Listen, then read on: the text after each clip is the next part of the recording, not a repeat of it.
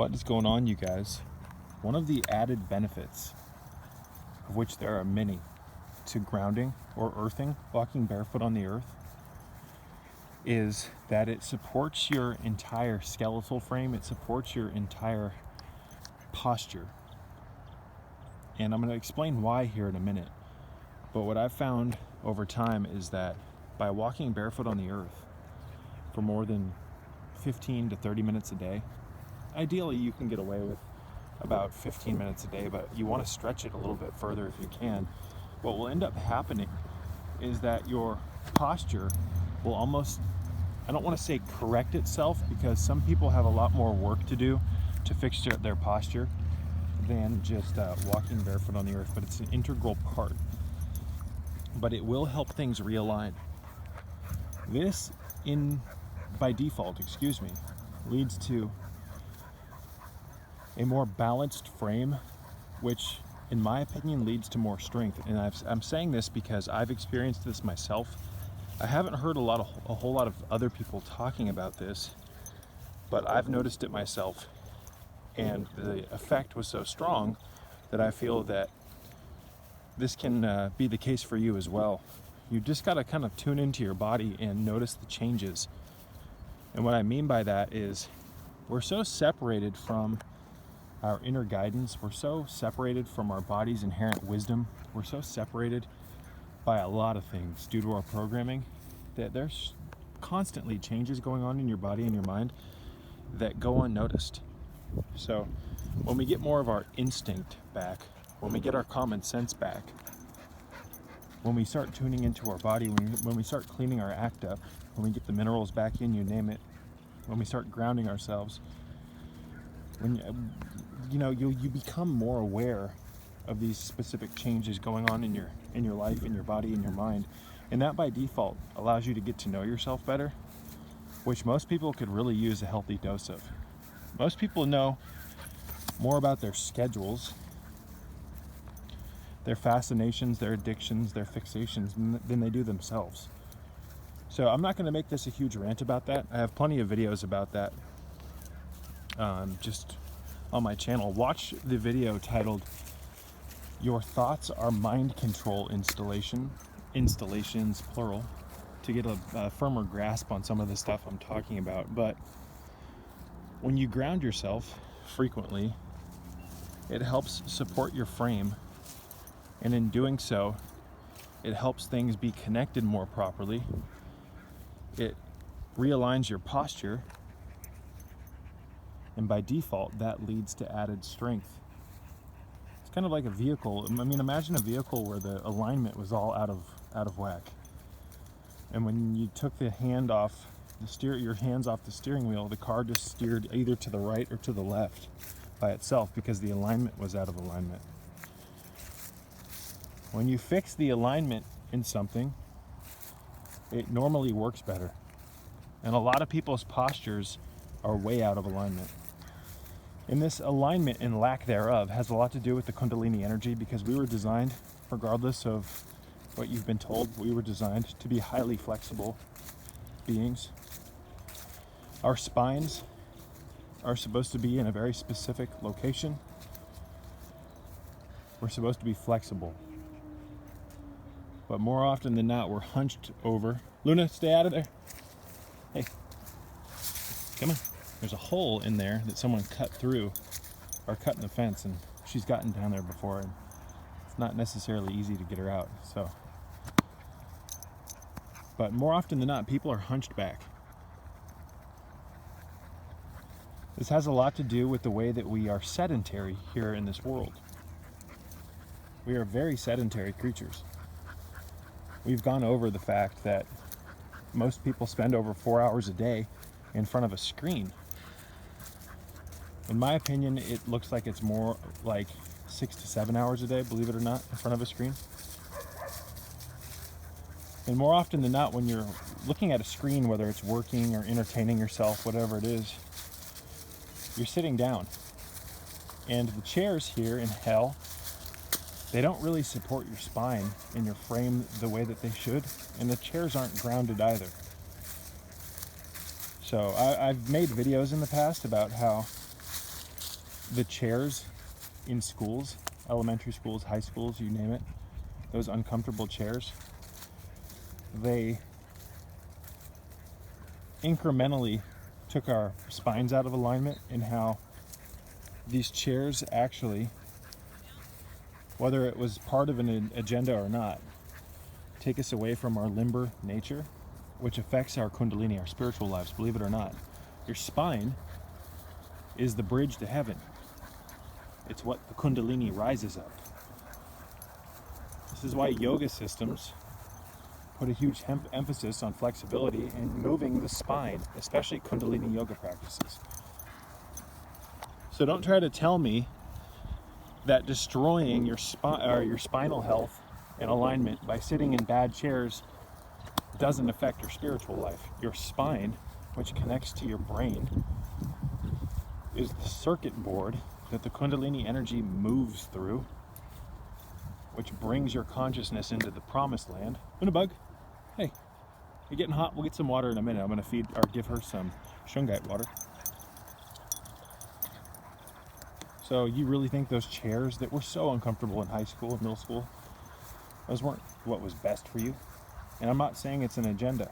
They were probably just mass-produced garbage that was the cheapest thing that they could source. But anyways, to get back on point, a lot of people have posture problems. They don't stand upright. Their frame isn't in proper alignment. So that is why we walk barefoot on the earth. Because when you walk in shoes, and I'm not saying that shoes are necessarily bad. I wear them often, sandals, you name it.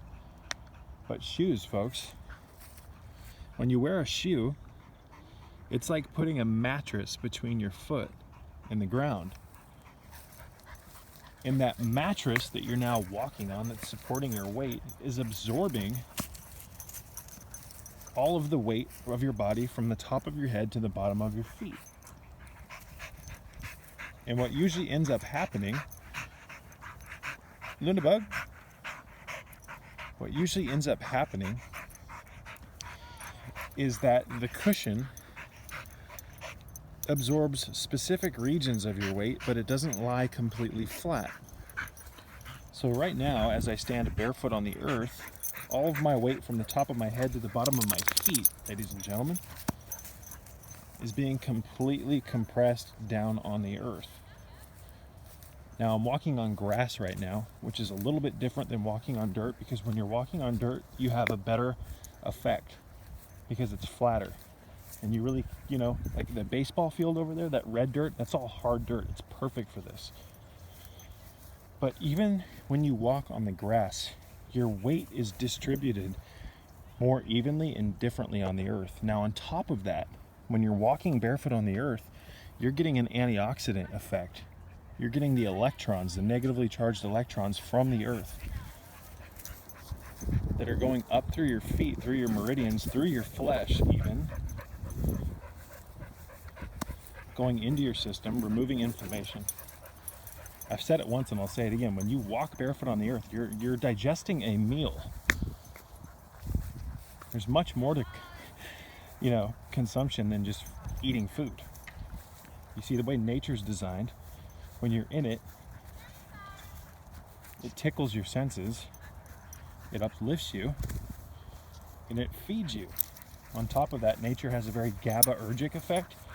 It strongly seems to stimulate the GABA receptors, which is why I think that you feel so much better. Let me just hook her up, guys. Which is why I think you feel so much better when you're just outside. Haven't you ever been stressed out and gone on a hike or something, and then 20 minutes into the hike, or maybe even 5 minutes into the hike, you feel so much better?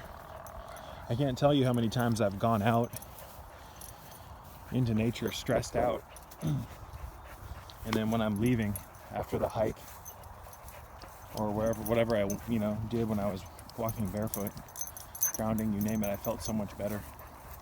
Sometimes I would go in to my hike with a bag of problems and come out not even remembering most of them, which is a beautiful thing.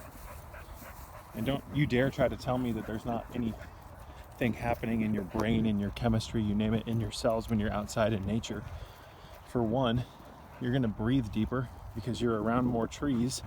You're gonna funnel more oxygen into your system. Your blood's gonna become enriched. You're gonna surround yourself with electron-doning blankets of earth. So this is ideal. If you have a bad posture, if you have a lot of pain in your spine, in your knees, in your feet, I would highly suggest walking barefoot on dirt like this, hard dirt, for a minimum of 15 minutes a day. Try it for a month and see what happens. Remember, when you walk barefoot on the earth, you receive anti-inflammatory information from the earth. If you don't believe me, read Clinton Ober's book, Earthing. The research is out there. Now, on top of that, you can ground your bed,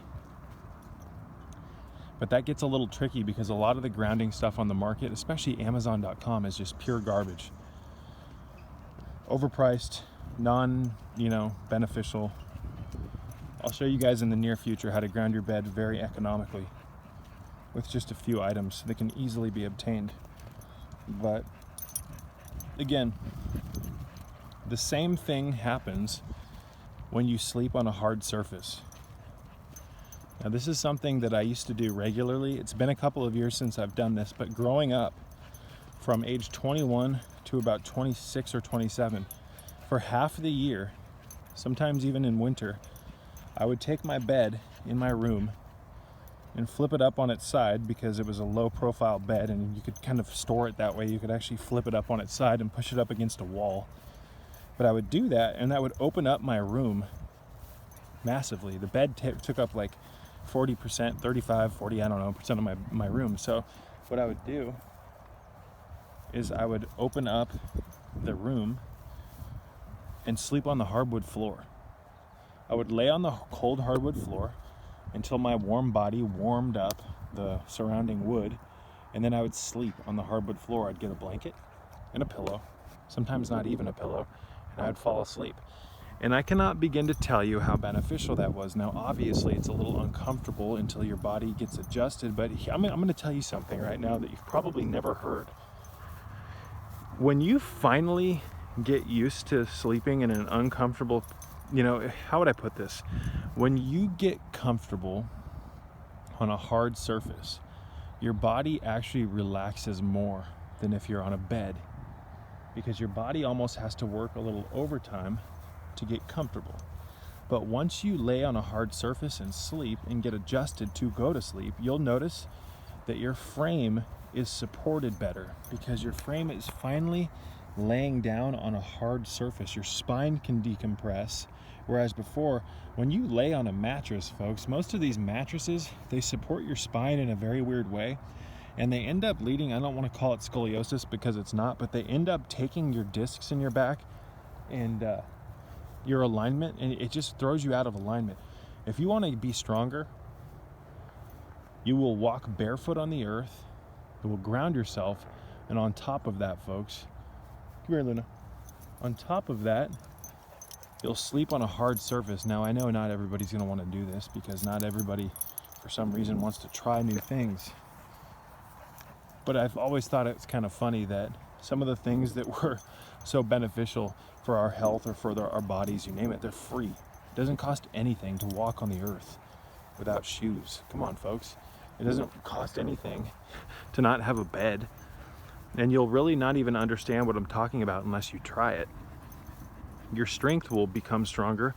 Your muscles will learn to be more relaxed because at first, when you're sleeping on a hard surface, it's uncomfortable. So your body will have to kind of find a way around that. But once your muscles relax in tandem with your frame, finally relaxing on a hard surface and your spine being able to completely flatten, things are going to change for you. Now, this is kind of hard to explain, and I've always had a difficult time explaining this process because I've talked about sleeping on hard surfaces before.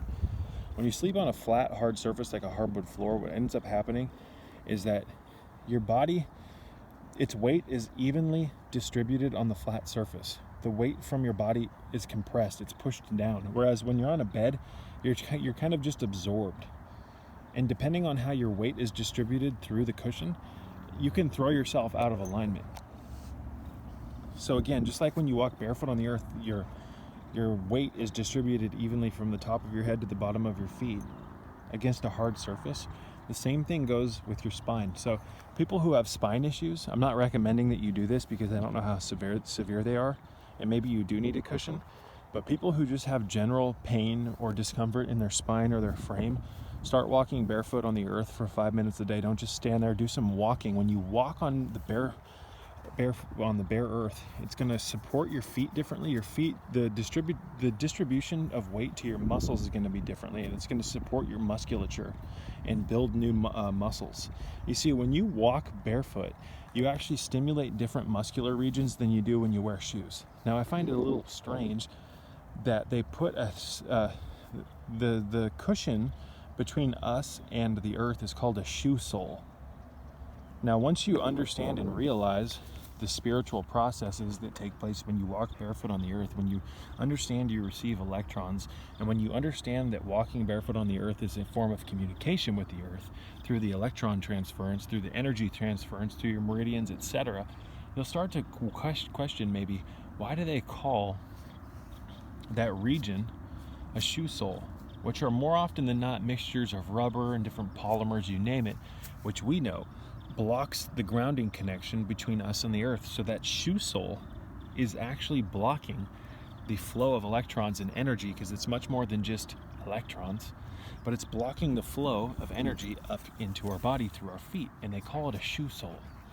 On top of that, folks, and this is really important as well. Sorry, Luna, we'll get water in just a second. Big old thing of cold shungite water. But on top of that, folks, if you look at a reflexology chart for your for feet, if I remember, I'll put a picture on the screen right now. If you look at a reflexology chart, and I'm a firm believer in some of the, especially the older Chinese meridian regions and organ locations on the feet, you'll realize that you're being blocked from the from the energy flow of the earth, from all of that energy going into your meridians and all of your organs. There are regions on your feet, as well as your hands and your ears and your face, that are connected to all of your major organ systems. You see, the Chinese are privy to, and have been for a very long time, they're privy to the fact that everything is connected on this body. In Western medicine, they've done a really good job of isolating everything and mixing it with bias science, and they've given us a very one-sided look at the human body, and it lacks spirituality. The Chinese system, to a large extent, incorporates the spiritual aspect, especially the older stuff that's suppressed now, the ancient Chinese medicine. They're aware of the meridians and the subtle body and the energy field and the subtle organizing energy fields and the causal bodies, the subconscious, you name it. So again, when you realize that there's relay centers on the bottom of your feet connected to every major organ center, and when you realize you're putting a shoe sole on that part of your foot that's connecting you to receiving the nutritional qualities of the energy of the earth when you stand on it barefoot, you may start to wonder, okay, maybe there's an agenda to this. Now, the Native Americans and other tribes used certain articles, they're tailors, I think they call it, or they're leather crafters, you name it. They would make shoes out of substances that would allow the flow of energy to go in through their foot. So you can buy grounding shoes. You can buy shoes that allow you, folks, to receive energy from the earth while you're still wearing your shoes, that's really cool. There's a lot of awesome technologies available today. So if you want to increase your connection to the earth, if you want to increase the quality of your spinal health, if you want to increase the quality of your frame, if you want to become stronger, if you want to increase your musculature, if you want to improve every quality of your spinal health again, then start walking barefoot on the earth, and maybe even consider laying down on a hardwood floor, and start off just by taking some naps on a hardwood floor. Get used to it. Use a pillow, a blanket, even if you have to. Just start getting used to letting your spine and your muscles compress and lay down flat on a hard surface. You're going to experience profound states of relaxation this way. And in fact, a good way to learn how to do this, folks, would be for you to do the full body relaxation exercise that we talk about often here on this channel. Start doing the full body relaxation exercise while you're on a hard surface. I believe I've been talking about this since I started sharing that relaxation exercise about how if you do it on a hardwood surface, you're going to get so much more out of it. It's going to accelerate the healing capabilities of that exercise 10,000-fold. And when you start to relax your body, when you start doing the full body relaxation exercise, which I originally got from Philip Cooper's works, you're going to experience true peace. Your body, your organs are going to start to feel what it's like to be relaxed, and that cannot be underestimated. It is so important. But I'm going to wrap this one up. I love you all, and may peace be with you.